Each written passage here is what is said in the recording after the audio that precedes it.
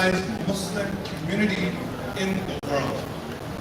And the reason why I say that so happily is because we are the only group of Muslims who are unified in such a large scale. We have Muslims all over the world, more than 1.8 billion Muslims. But one of the problems we face in the world today is there's no unification of all the different Muslims. And by the grace of God, the Ahmadi Muslims proudly wear this on their chest, that we are the largest organized Muslim community in the world. We are very strong advocates for peace and reform. We love everyone because everyone is the creation of our Creator. We do not discriminate. We do not hold that heaven is only for us Ahmadi Muslims. We propagate and preach love for all, hatred for none.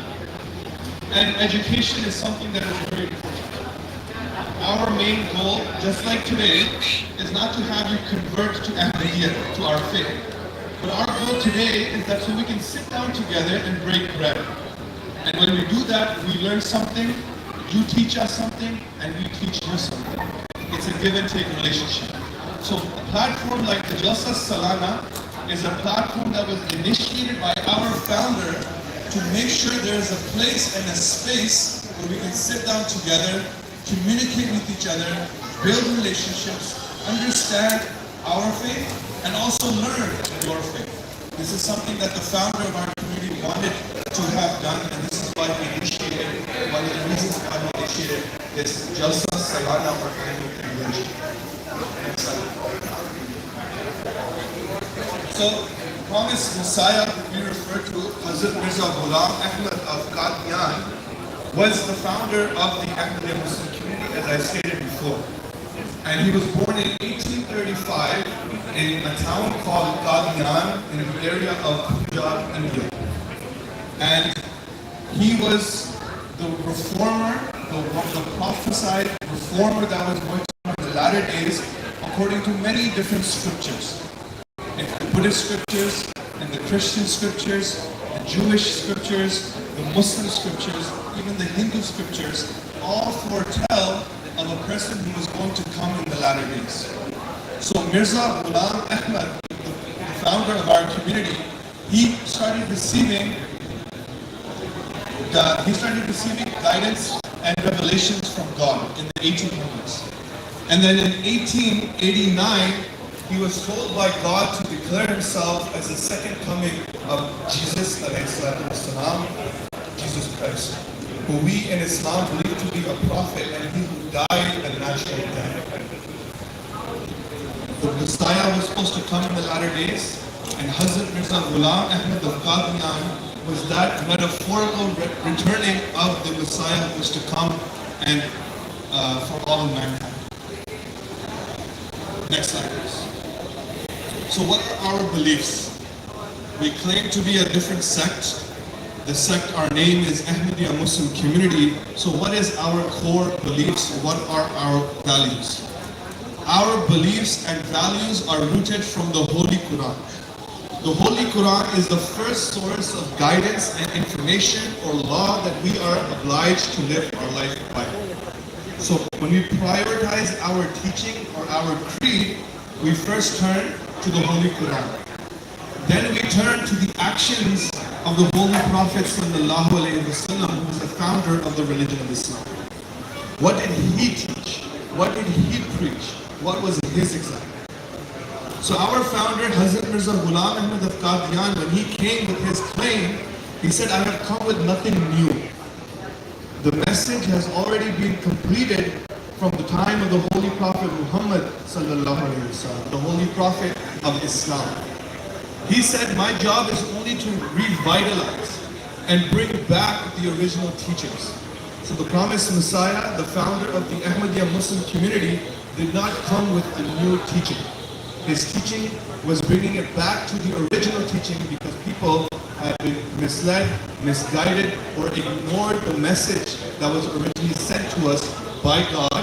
When we go back to the history of our humanity, we see that every time a nation forgot the message of God, God sent another prophet. to bring them back to the original teaching. That's why we have so many different religions. That's why we have so many different scriptures. Because God was doing His part, humanity was not doing theirs.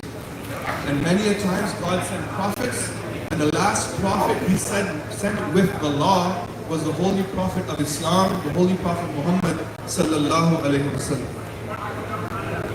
So we are distinct because we believe in this second coming of a Messiah. This is the main difference between us and the majority of the Muslims that you have maybe encountered before encountering us today. So the Ahmadiyya Muslims believe in the second coming of the Messiah, who was the fulfillment of the teachings of the Holy Qur'an. We believe in love for all, hatred for none, and we try to establish peace in all our circles. We advocate the true message of the Holy Qur'an, and that is love thy neighbor, which is the same message Prophet Jesus brought for us when he came. The same message Moses brought for us. The same message Adam brought for us. All the prophets of the Bible, all the prophets of, for example, Guru Nanak Sahib Ji, all the prophets, for example, Krishna, when they came to us with the message that turn to your one God.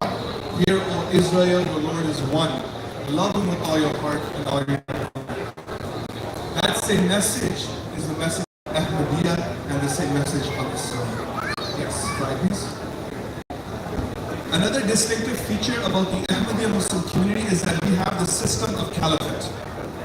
When we think about the word Caliphate, we think about ISIS. So Caliphate, what it means a leader. It doesn't matter if you use it in a different language. In English, it means leader. A caliphate is someone who is selected by God to be a leader of a group of people. Now, this is the beauty of Ahmadiyya Muslim community that I was talking about before, our unifying factor. I can get up today, I can go to Honduras, I can go to Mexico, I can go to any country in Africa, I can go to Australia, China. If I have family who are members of this community, not necessarily blood relatives, I have been united by this very common factor, and that is Caliphate. Caliphate is a supreme leadership that we have in our community. More so like the Pope you can compare to. So a Khalifa, we are currently in the fifth successorship of this system of Caliphate. So Hazrat Mirza Masroor Ahmad, the picture on the bottom left, is the current leader who resides in the UK, and he heads our community, the Ahmadiyya Muslim community, all over the world globally. Next slide, please. So Hazrat Mirza Masroor Ahmad is the current Khalifa, the Caliph. He was elected into his lifelong position on the 22nd of April 2003.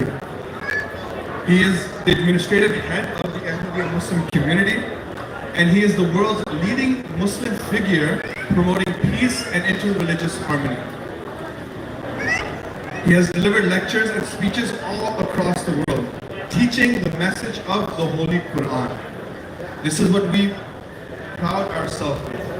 Our message is not a message of one specific person or a group of people. Our message is only and only the message of the Holy Qur'an. This is the revealed book of God, and this is what we Ahmadis hold to heart to preach and propagate all across the world.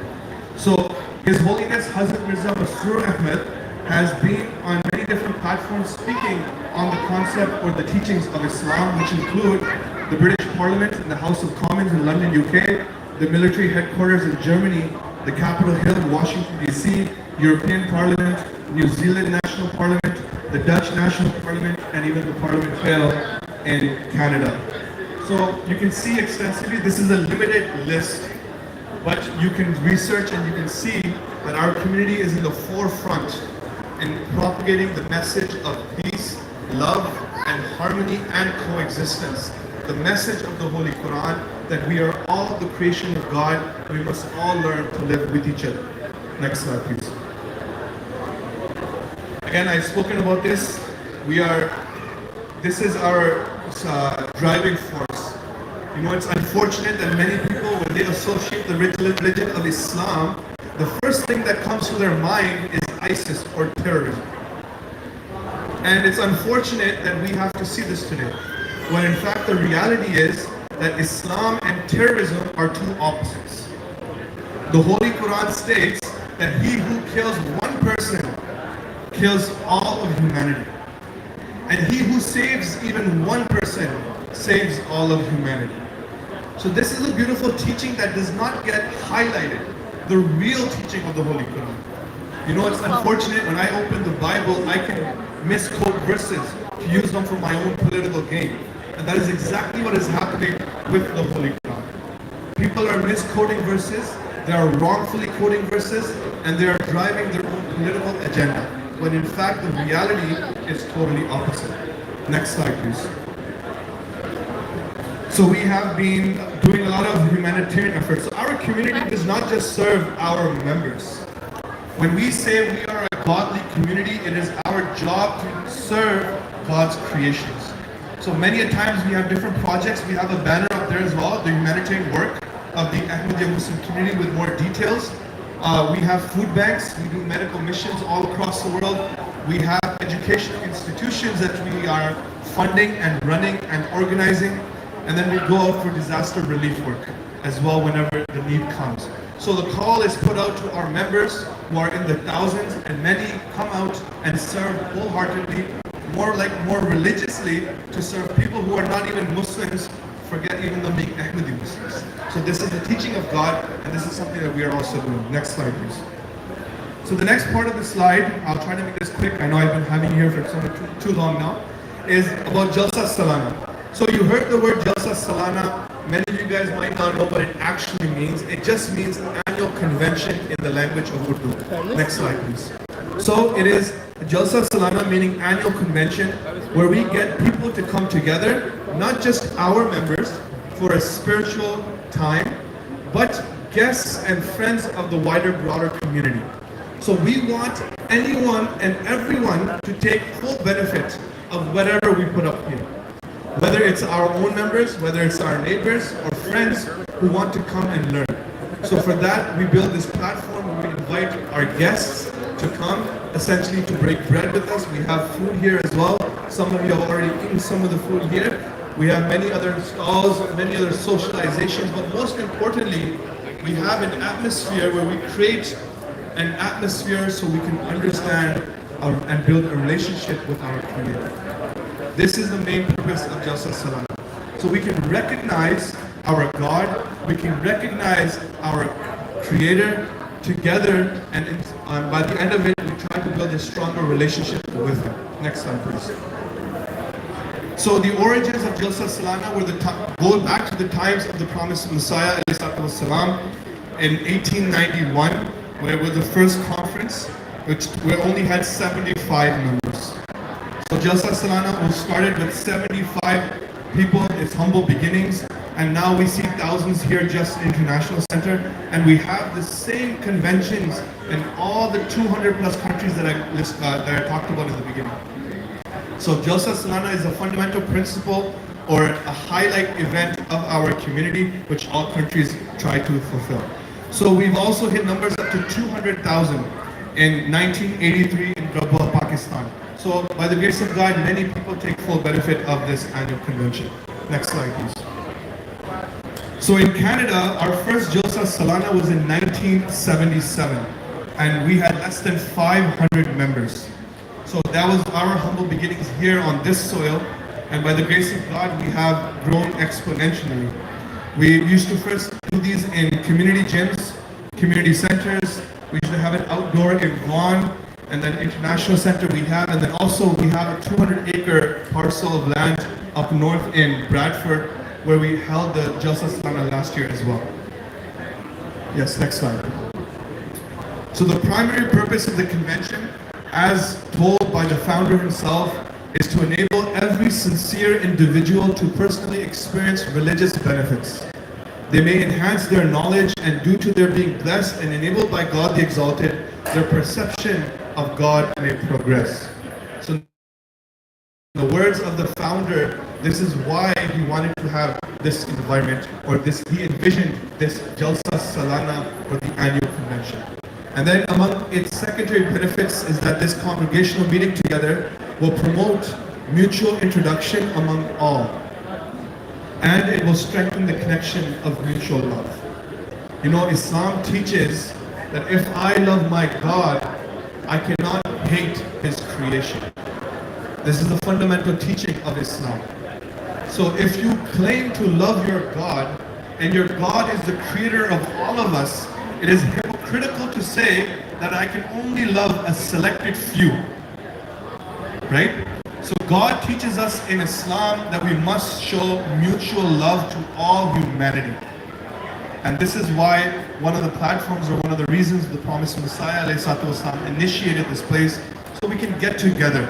We can build those bridges. We can build those relationships, and then we can break bread together. Next slide, please. So throughout the years, we have had many dignitaries. We've had His Holiness also grace our Jalsa Salana here in Canada. And you can see this is just a small picture. I'm coming to the end of the presentation, so this is a filler. Next slide, please.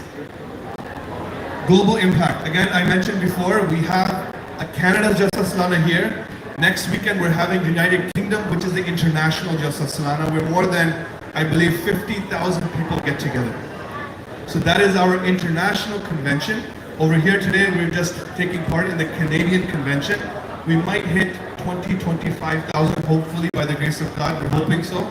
But we hit over, I would say, easily 40 to 50,000 people in the United Kingdom Jalsa Salana, which will be taking place next weekend.